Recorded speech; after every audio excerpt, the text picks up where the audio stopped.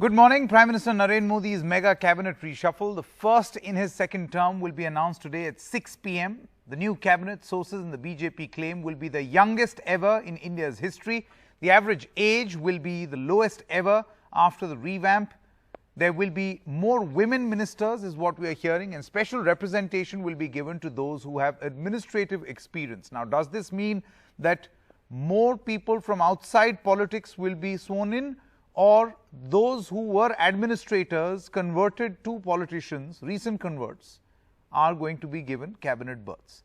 The average education, we are being told, will be higher. There will be PhDs, MBAs, postgraduates and professionals. Most importantly, the changes are likely to factor in polls in 5 states next year and the 2024 national elections. Now, there are some obvious names, some of them spotted in temples, others buying new kurtas, but expect surprises from Prime Minister Modi as always. Let's take you through the likely possibilities. Sir, क्या लगता है कि आपको एक cabinet का भी दर्जा देने का ऐसा उसके बारे में अब मैं कुछ नहीं कर सकता हूँ। मैं पहुँचने के बाद मुझे जानकारी मिलने के बाद मैं पहुँचा। अभी 3 दिवस के दौरे को समाप्त करके मैं अभी दिल्ली पहुँचा। कोई खबर होगी तो मैं आप लोगों को जरूर बताऊंगा। अभी दौरा समाप्त करके मैं आया हूँ। मैं श्रद्धांजलि देने के लिए और सांत्वना देने के लिए मालवा के 6 जिलों का दौरा समाप्त किया है। मैंने समाप्त करके मैं दिल्ली वापस आया। महाकाल मंदिर के दर्शन करना सौभाग्य है हर व्यक्ति के लिए। नहीं, किसी फॉर्मूले के बारे में तो कोई जानकारी नहीं है, लेकिन इसके बारे में जो हमने हम लोगों के पार्टी के राष्ट्रीय अध्यक्ष हैं, उन्हीं को इन सब चीज़ों के लिए अधिकार है। जो कुछ भी अधिकृत वही हैं, बातचीत करके जो कुछ भी होना है उसी के हिसाब से होगा। And before we move any further on a discussion on the expansion of the Union Cabinet, let's quickly take a look at some breaking news coming in. The Prime Minister has tweeted on the loss of the iconic personality. Dilip Kumar has died. The Prime Minister says, and I quote, "Dilip Kumar ji will be remembered as a cinematic legend. He was blessed with unparalleled brilliance, due to which audiences across generations were enthralled. His passing away is a loss to our cultural world. Condolences to his family, friends and innumerable admirers, RIP." This is the Prime Minister's message on the demise of Dilip Kumar. He was 98. All right, let's quickly come back to the cabinet reshuffle. Smita Gupta, as a senior journalist, is now with us. We are also joined in by Mr. Badri Narayan, director of the GB Pant Social Science Institute. First of all, apologies for making you to wait because we had some tragic breaking news to attend to. Smita Gupta, I want to begin with you first.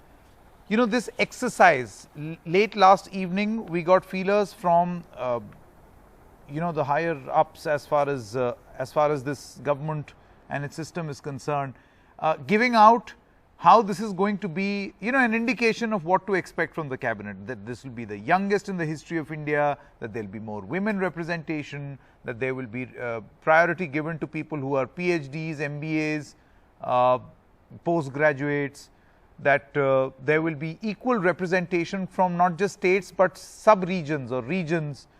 How do you assess? Do you think that this is standard practice or something unusual? Well, it's not quite midway, but it's midway, almost midway. It's 2 years since this government came to power. There are 3 years more for the next general elections. It's usually a time in most governments that, the government of the day reassesses its achievements, looks at its shortcomings, and then tries to, give a new look to its government, to give it a kind of fresh look. As far as the information that is coming in, we do learn that that there will be representation given to a larger, to various regions, to various castes. But this is also standard practice, because each government, each political party which is in power always tries to try and look as inclusive as possible, because it is in the business of, elections. And this government, particularly, as we know, has been in constant election mode. Next year, we have the Uttar Pradesh elections coming up, which are crucial, assembly elections, and as well as in some smaller states like Uttarakhand, Manipur, and of course Gujarat. So this is a kind of a time to reassess what has happened in the last 2 years. These 2 years, as you know, have been extremely sort of action-packed in a way. Article 370 has been abrogated. There was the whole agitation over the Citizenship Act. There's been the farmers' agitation. And biggest of all has been the pandemic and the government's response to the pandemic, which hasn't been, which even the RSS chief has acknowledged that the government sort of took its eye off the ball, for as it were. So by rejigging its Council of Ministers, giving it a new look, the government probably hopes to make a greater appeal.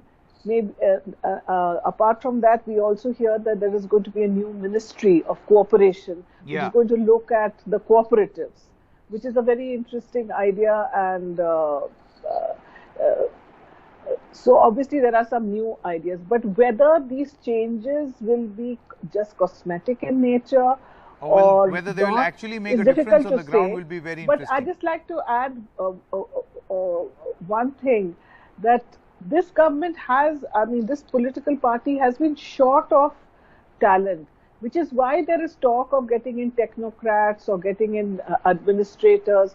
The first person who was actually inducted into this government who came from outside the political system was our current foreign minister. Correct. You know, after the sad demise of Sushma Swaraj. So whether we are going to see more such people, that is the indication. Correct. And No, but there will be a even focus on Ambassador UP, Puri, there will be a you've focus got on the former Maharashtra Home and Secretary. Bengal. So there is a history as far as the number of people who had administrative background and they were roped in to politics. So perhaps he will follow in the same league. Badri Narayan, now I want to come to you to touch upon another aspect. You know, it is often said, it has often been seen that the Prime Minister says, as well as the government says, that we do not believe in the conventional form of politics of representation by caste, purely on the basis of caste, religion. We believe in Sabka Saath, Sabka Vikas. But if you see whether it was the reshuffling of governors, whether it is indications on how the cabinet would be, there is a very strong stress being laid on regions, on states, on caste representation, on political party representation, and representation of states that are going to polls. If that is the exercise, if that is the consideration, how is this any different from any other cabinet reshuffle ever in the history of this country? Sanket ji, Prime Minister is right that Sabka Saath, Sabka Vikas, but how to do this Sabka Saath and Sabka Vikas? What would be the unit for giving representation? There is a one conventional method is only caste. But I think this government or any other governments also, they try to explore as much as units to include various kinds of social community, regional communities, various kinds of margins, marginal community in the politics of democracy in the ministry for giving representation. Actually, this reshuffle has three meanings. One is message. This will be a message for various castes and communities. Look, you are here. You are running the government.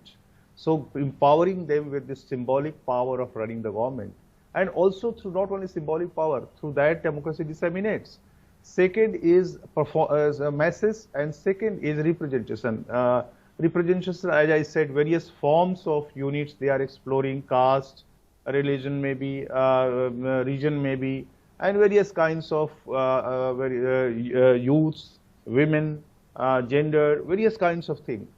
Third is performance, and performance is linked with what you were saying. The various administrative people from administrative experience are going to take part to giving birth, are going to get birth in this ministry, Actually, Sanket, if you see the history of this transformation of bringing people of this kind of background, it's not new. It has started from 90s. No, it's a new liberal economy.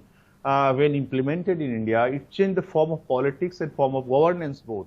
And you must have seen even in the UPA government, many people who had that kind of administrative experience or the experience of those who are not conventional politicians, they came and took part in the engineers, computer experts, business people. They are started getting share place in the power, because many politicians who conventional politicians, mass politicians, they are good in appealing people, but they are not good in administrating the governance, administrating the projects, plans, and everything.